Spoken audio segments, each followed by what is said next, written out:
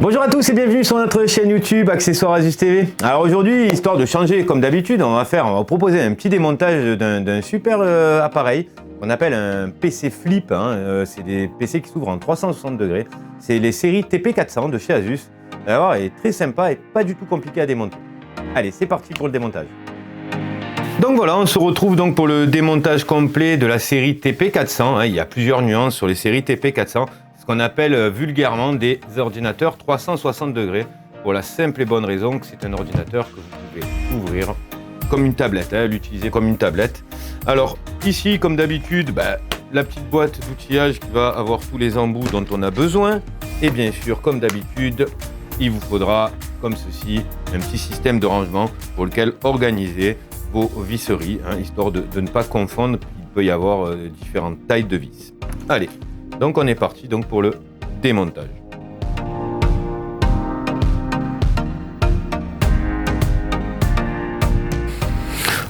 Vous voyez, petit piège sur les latérales, droite et gauche, elles sont plus petites que celles du centre. Donc en fait on n'en aura pas 4 mais 6. On va quand même vérifier qu'il n'y ait pas de vis, on ne sait jamais, sous les patins, ça arrive. Donc, comme d'habitude, je prends ma petite spatule en plastique.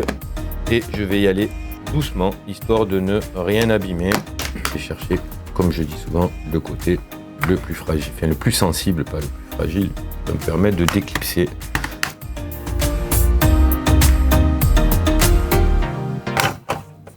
Et voilà. Donc là, je viens de démonter le bottom de la série TP400. Voilà. Donc, comme d'habitude, un petit récapitulatif rapide de l'intérieur de l'ordinateur. Alors ici, vous avez le système de refroidissement, le côté actif, ce qu'on appelle le ventilateur ou le fan en anglais. Ici, vous avez le côté passif, c'est celui qui refroidit sans avoir de ventilation. Donc la partie cuivre va venir se reposer sur votre processeur pour le refroidir. Ici, vous avez la batterie. Ici, le système de haut-parleurs, ce qu'on appelle les speakers. Vous avez d'apparent ici sur ce modèle la carte Wi-Fi. Doit certainement faire le Bluetooth aussi, parce que maintenant beaucoup de ces cartes font les deux. Vous avez ici la technologie M2 SATA qui représente le disque dur, c'est le stockage, et je suppose que là-dessous, voilà. Donc vous voyez, vous avez la possibilité de rajouter. Donc là, vous avez une barre de RAM intégrée à la carte mère, donc là, si celle-là vient à griller, tant pis. Mais vous pouvez rajouter, donc augmenter votre puissance de RAM.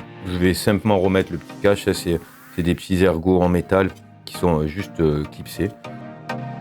Voilà, donc on va attaquer le démontage. Comme d'habitude, la première des choses à faire, c'est bien sûr de débrancher votre batterie avant de passer, quoi qu'il en soit, votre tournevis près de votre carte mère. On ne sait jamais. Donc on voit sur ce modèle, il y a une vis ici. Logiquement, je l'attrape et je retire simplement la batterie. Pour la rechanger, ça sera la même chose.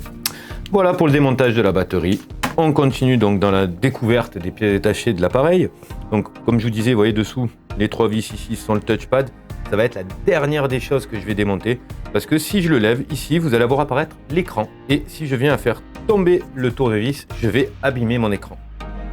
Alors déjà, on va juste débrancher, on s'aperçoit, vous le voyez à la caméra, vous avez un petit triangle noir pour le fil noir, un petit triangle blanc pour le fil blanc. Juste l'écarter. Je le lèverai peut-être en dernier. Je vais commencer, vous voyez. Je regarde par le plus facile. Je vais lever la carte Wi-Fi. La dévisse, vous voyez, elle s'est relevée toute seule et je n'ai plus qu'à la tirer vers l'arrière. Voilà. Pas de piège, là, vous pouvez y aller tranquillement. On va faire la même chose sur le M2. C'est pareil, c'est un petit cache refroidisseur pour la dissipation de chaleur de votre SSD. Si vous l'enlevez, c'est pas grave. Le mieux, c'est de le remettre. On respecte toujours que le fabricant a décidé de faire. S'il a fait, c'est qu'il y a une raison. Et voilà. Pas de secret, pareil, comme la carte Wi-Fi, vous pouvez le retirer sans crainte. Je garde juste la vis qui lui correspond. Alors là, on voit qu'on a une carte qui est séparée par une nappe ici, ce qu'on appelle une IO card. C'est une carte d'accessoire qui va vous permettre de gérer, donc en l'occurrence sur celle-ci, le lecteur de carte et de port USB. Voilà, vous avez aussi, j'ai oublié, vous voyez le bouton plus, moins et les petites LED d'éclairage. Donc sur cette IO card. On va pouvoir la retirer. Donc comme d'habitude, pour vous montrer, on pense à bien relever le petit ergot en plastique ici, vous voyez, c'est amovible. c'est assez fragile. Donc moi j'ai l'habitude, j'y vais assez franco. Pour ceux qui n'ont pas l'habitude, évitez de tirer dessus. Si vous cassez, c'est soudé à la carte mère, c'est cuit. Alors, je vais juste débrancher ma nappe. Vous voyez, une petite languette bleue, mais avec les gants, c'est pas évident. Taper ma nappe. Et voilà, je l'ai simplement retiré. Vous voyez, je vais partir sur autre chose, parce que là, j'ai la charnière. Ah ben, on va faire ça. Donc, on voit que l'écran, la nappe LVDS est branchée ici. On voit que vous avez votre système de refroidissement qui passe dessous. Donc on va s'attaquer directement à cette partie-là. Donc on va débrancher carte mère. Donc là on va débrancher la nappe qui relie la carte mère au touchpad. C'est un peu de l'adhésif. Ça vous retient un petit peu. Ouais, c'est l'adhésif qui est ici. Hein. Rien de très grave. Voilà. Hop, je relève ici, pareil, le petit ergot, ça c'est la nappe du clavier, ça c'était la nappe des haut-parleurs. Voilà, j'ai débranché la carte mère. Ici, vous voyez, vous avez la petite prise pour brancher le ventilateur de refroidissement. Alors là, il n'y a pas d'ergot, il n'y a rien, mais les fils sont très fins. Donc quand vous tirez, essayez de tirer délicatement pour venir débrancher ici votre ventilateur. On va démonter le ventilateur, donc on voit qu'il y a 1, 2, 3, 10. On va regarder. On voit qu'il n'y a pas trop de résistance, donc ça veut dire que certainement, non, il va falloir le démonter avec la carte mère. Donc des fois, vous avez des modèles où vous avez le fan qui se désolidarise de la partie passive. Là, en l'occurrence, on verra quand on va le démonter complètement. On va finir de démonter la carte mère, ce qui va donner le plus d'accessibilité au reste. Donc on va lever le petit ergot ici. Voilà, on va y débrancher la nappe LVDS qui est la nappe de contact de l'écran. On voit ici bien qu'il passe là, vous voyez. Et du coup que j'ai dévissé mon petit ventilateur, je vais pouvoir m'attaquer à la charnière. Vous voyez, ici, il faudra bien penser à refaire passer dessous lors du remontage votre câble pour pas qu'il ne vienne se faire pincer par la refermeture de votre bottom qui va venir dessus. Donc je relève mon câble et du coup, vous voyez, je vais pouvoir débrancher, enfin du moins démonter l'écran complètement, le désolidariser, ce qui me permettra de pouvoir lever le pad et de pouvoir continuer mon démontage. Hein, donc comme d'habitude, la petite technique pour retirer votre écran, parce que là il reste quand même assez emboîté, il faudra faire délicatement bien sûr une demi-ouverture, même pas un quart d'ouverture, vous voyez, même si c'était trop. À partir de là, vous pouvez relever vos charnières et logiquement, en inclinant, vous devez pouvoir, si vous avez bien démonté, retirer votre top case, la partie où il y a la carte mère et le clavier, de votre écran. Donc je reviens sur la partie de l'écran. Si demain vous venez à casser votre écran, ce sera cette partie-là complète qu'il faudra changer. Voilà, donc pour le démontage de l'écran sur la série TP400. Du coup, maintenant que j'ai libéré ma carte d'accessoire de la charnière, je peux, j'ai qu'une seule vis, hein, vous voyez, retirer simplement mon IO-card, hein, elle est connectée par la nappe ici.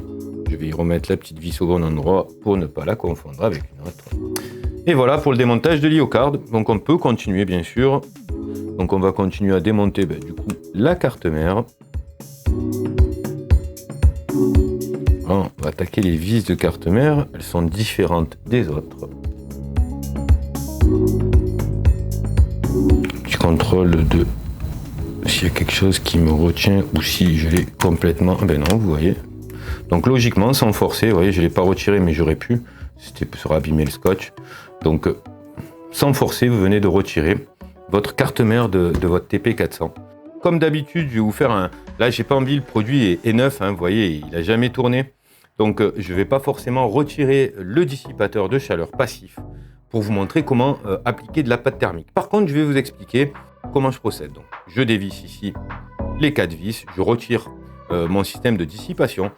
Vous allez bien sûr bien nettoyer la partie du processeur et la partie du refroidisseur passif à l'alcool 90 pour lever toute l'ancienne pâte thermique. Ça, c'est quand il a un petit peu de temps et que votre appareil a chauffé et que vous voulez le rendre un peu moins chaud.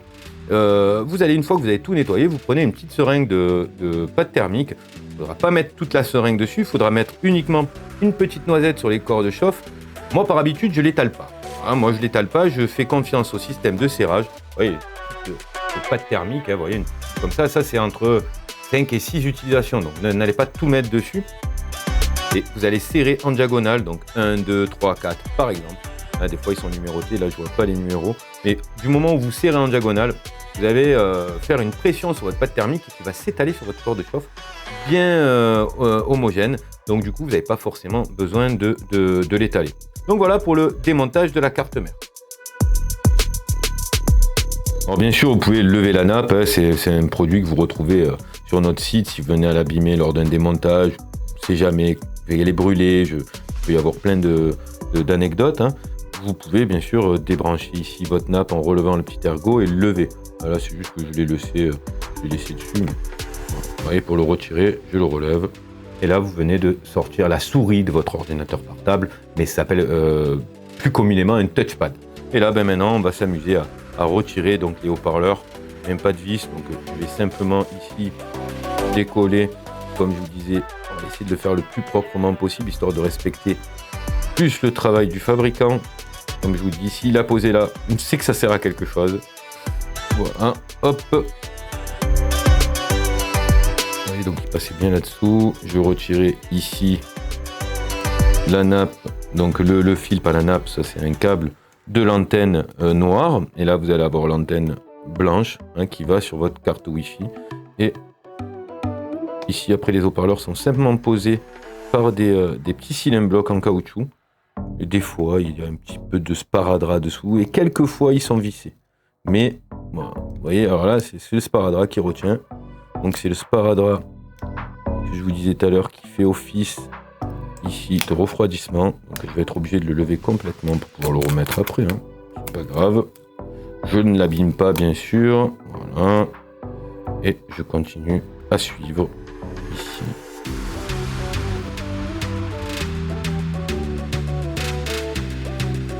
Et voilà, vous voyez, j'ai respecté le système adhésif, hein, et je viens de démonter mon système de haut-parleur. Et là, pour la dernière pièce principale de votre appareil, qui est le clavier.